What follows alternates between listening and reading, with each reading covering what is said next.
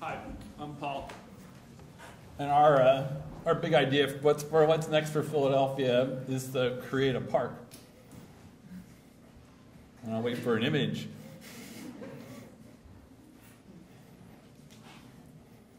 So that's our mission statement. And I'll just give you a little lay of the land here. Two pioneer railroads came in the 1830s, the Philadelphia and Reading and the Philadelphia, Germantown, and Northern. They each had track-level city-front depots, one over at 9th and Green and one at Broad and Cowhill. And this is an all moribund railroad right-of-way right now. None of it's in use. A lot of you have heard about the 9th Street branch, aka the Reading Viaduct. It connects at Broad Street to another part, former Philadelphia and Reading line called the City Branch, which goes actually further up to Girard Avenue. But looking at it historically, you see how it goes through what was the largest industrialized corridor in the world. And that's something we really want to begin to talk about in Philadelphia. And just to highlight it, the next image will show, I guess you have there we are. But it's largely a subsurface line from Broad Street west, goes through a tunnel behind the Rodin Museum, beneath Pennsylvania Avenue, comes out just in Fairmount Park. And our idea is to take the park up to Girard Avenue and the Route 15 trolley. Technologically, it was really something in the 1890s. Of course, this was a problem, and you can see the problem was obvious. At Broad Street, the Enquirer buildings right there now, built on the air rights. But the tracks used to come right down Pennsylvania Avenue, across Broad Street, and you can imagine the problems. So the Philadelphia and Reading fixed this problem by suppressing the tracks. Project was finished in 1898. So here you see Pennsylvania Avenue. This is up behind the Rodin Museum, and it's a very different look. And even then they were planning a park there, and now we're going to get there. The Art Museum under construction. This project says a lot about the history of the city, and it's turned into the City Beautiful movement, opposed away from the city of work, the workshop of the world. It all moved out to the suburbs.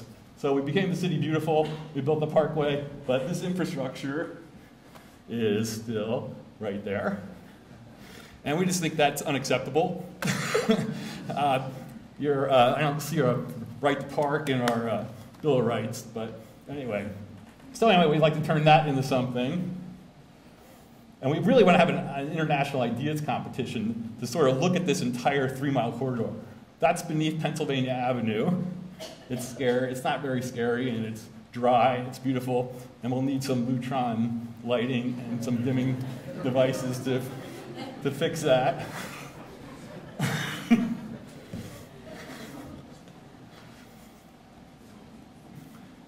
And I'm a gardener by trade, so that's what I do. But I've been wandering around up here for about 20 years now, and that's a grass. It's called POA. It's an annual grass.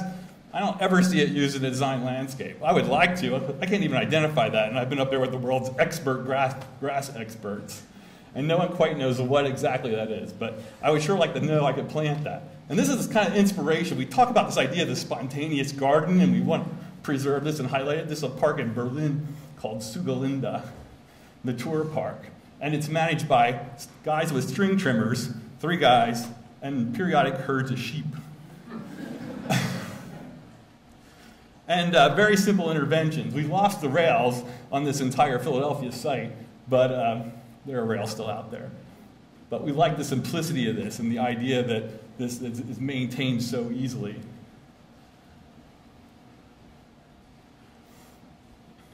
We like Philadelphia's industrial heritage, and we want to embrace that. This is just an idea of the spontaneous vegetation and how it's managed. He's a really good friend of mine. Pete Udolph designed this great horticultural extravagance in New York. We have to talk about the High Line because, but we don't want to make the High Line. We want to make something very much about Philadelphia.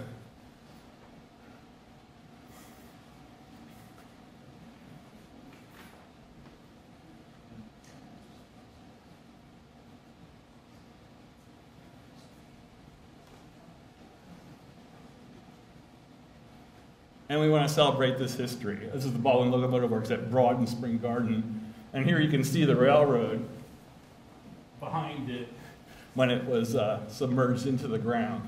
And that infrastructure is basically still there. It goes beneath and aside the Inquirer building. Of course, the School District of Philadelphia building, the former Triangle Publishing building, is where Baldwin was now. So we want to look at this idea of wildness. And of course, we don't want the whole thing to be weedy or undesirable in any way, but you get the idea. We also think this is a really important city to kind of bring a concentration to this sort of work, because we do have this great home for horticulture here. We were really happy when the High Line announced that their ideas for phase 3 included interim process in which modesty would be its beauty. And they really are working on an interim trail out on their phase 3. But we've watched this project very carefully, and what we've learned is that you really need to build this kind of infrastructure, not that we would plan on building this kind of infrastructure, but we want something beautiful, we want something really high quality. We need these underground and under roof spaces, because they become very exciting and they become really great places to program the park. And the only way we're going to make a fiscally sustainable park is to have the yin and the yang, all the contrast. And that's what's so exciting about this site in particular in Philadelphia, because it has so many. So that's what we hope's next for Philadelphia while we get ready for the bicentennial and losing the Olympics or not. Maybe we can do this along the way.